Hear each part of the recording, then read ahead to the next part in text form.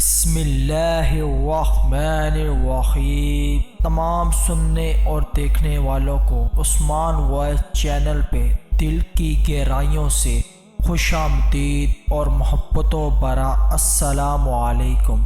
اللہ پاک سے دعا ہے اللہ پاک آپ کے دل کی ہر جائز اور ضروری حاجات کو پورا فرمائے، آمین۔ حضرت عیسیٰ علیہ السلام اپنے ایک شاگرد کو ساتھ لے کر کسی سفر پر نکلے۔ راستے میں ایک جگہ رکے اور شاگرد سے پوچھا کہ تمہارے جیب میں کچھ ہے؟ شاگرد نے کہا میرے پاس 2 درہم ہیں۔ حضرت عیسیٰ علیہ السلام نے اپنے جیب سے 1 درہم نکال کر اسے دیا اور فرمایا یہ 3 درہم ہو جائیں گے، قریبی آبادی ہے، تم وہاں سے 3 درہم کی روٹیاں لے آؤ۔ وہ گیا اور 3 درہم کی روٹیاں لے آیا۔ راستے میں آتے ہوئے سوچنے لگا کہ حضرت عیسیٰ علیہ السلام نے تو 1 درہم دیا تھا اور 2 درہم میرے تھے، جبکہ روٹیاں 3 ہیں۔ ان میں سے آدھی روٹیاں حضرت عیسیٰ علیہ السلام کھائیں گے اور آدھی روٹیاں مجھے ملیں گی، لہٰذا بہتر ہے کہ میں 1 روٹی پہلے ہی کھا لوں۔ چنانچہ اس نے راستے میں 1 روٹی کھا لی اور 2 روٹیاں لے کر حضرت عیسیٰ علیہ السلام کے پاس پہنچا۔ آپ نے 1 روٹی کھا لی اور اس سے پوچھا 3 درہم کی کتنی روٹیاں ملی تھیں؟ اس نے کہا 2 روٹیاں ملی تھیں، 1 آپ نے کھائی اور 1 میں نے کھائی۔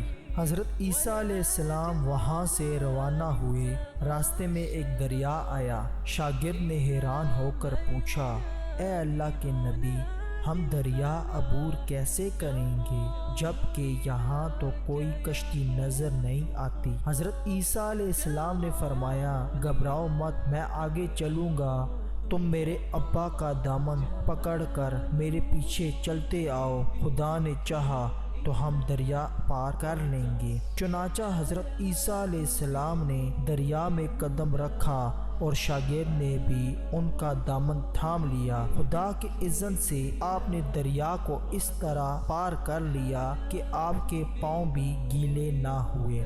شاگرد نے یہ دیکھ کر کہا میری ہزاروں جانیں آپ پر قربان، آپ جیسا صاحب عاجز نبی تو پہلے معبوس ہی نہیں ہوا۔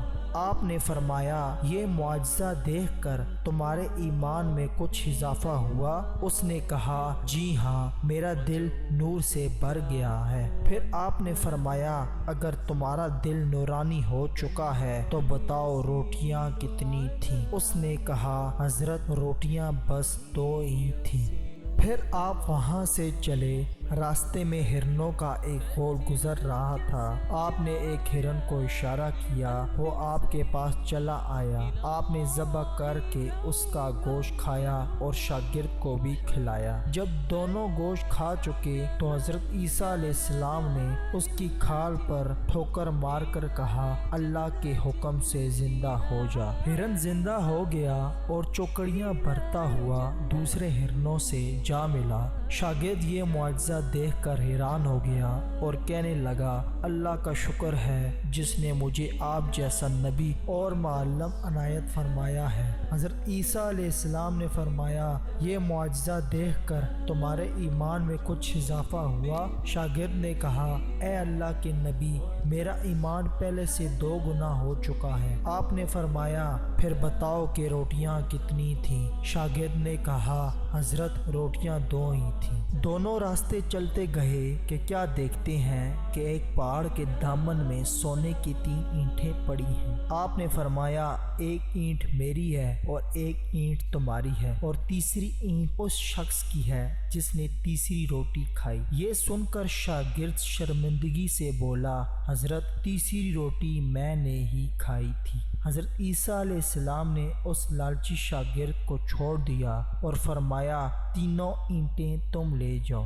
یہ کہہ کر حضرت عیسیٰ علیہ السلام وہاں سے روانہ ہو گئے اور لالچی شاگرد اینٹوں کے قریب بیٹھ کر سوچنے لگا کہ انہیں کیسے گھر لے جائیں۔ اسی دوران 3 ڈاکو وہاں سے گزرے۔ انہوں نے دیکھا ایک شخص کے پاس سونے کی 3 اینٹیں ہیں، انہوں نے اسے قتل کر دیا اور آپس میں کہنے لگے کہ اینٹیں 3 ہیں اور ہم بھی 3 ہیں، لہٰذا ہر شخص کے حصے میں ایک ایک اینٹ آتی ہے۔ اتفاق سے وہ بھوکے تھے، انہوں نے ایک ساتھی کو پیسے دیے اور کہا کہ شہر کے قریب تم وہاں سے روٹیاں لے آؤ، اس کے بعد ہم اپنا حصہ اٹھائیں گے۔ وہ شخص روٹیاں لینے گیا اور دل میں سوچنے لگا اگر میں روٹیوں میں زہر ملا دوں تو دونوں ساتھی مر جائیں گے اور تینوں اینٹیں میری ہو جائیں گی۔ ادھر اس کے دونوں ساتھیوں نے آپس میں مشورہ کیا کہ اگر ہم اپنے اس ساتھی کو قتل کر دیں تو ہمارے حصے میں سونے کی 1.5 اینٹ آئے گی۔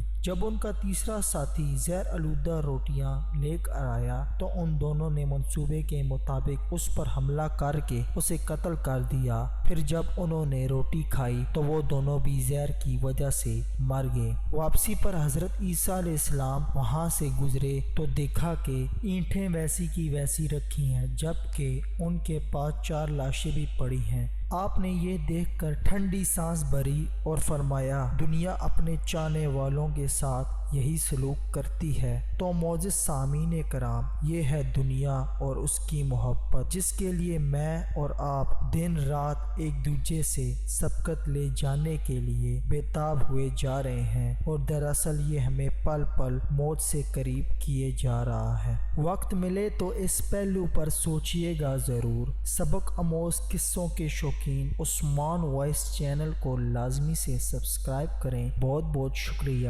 السلام علیکم۔